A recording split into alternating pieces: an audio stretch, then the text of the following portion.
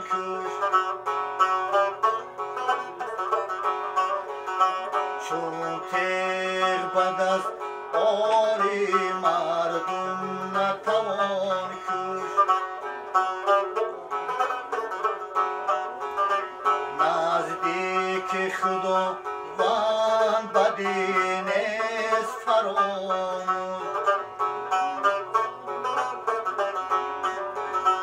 نزدیک خداوند بدی نیست فراموش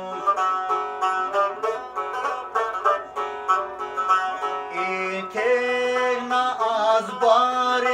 ستم کاری کردم این تن از بار ستم کاری کردم انگون از بار نبیز است بچرخی انگون از بار نبیز است بچرخی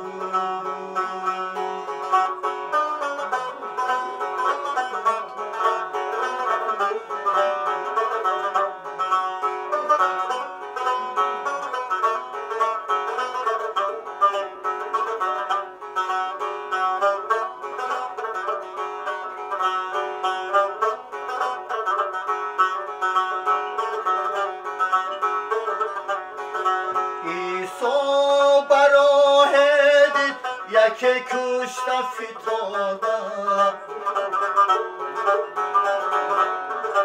ایسا براه دید یکی کشته فتاده حیران شد و بگیفت بدن با سری انگوش حیران شد و بگیفت بدن با سری انگوش گفتا که کرا کشتی تا کشته شدی زار گفتا که کرا کشتی تا کشته شدی زار تا باز که او را بکشم آن که تو را کش تا باز که او را بکشم آن که تو را کش انگوش مکن رنجه و در گفتنی کرد انگوش مکن رنجه و در گفتنی کرد تا کس نکند رنجه و در گفتند موش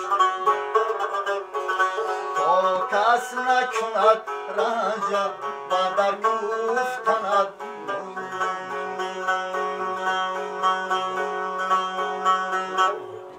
آفرین.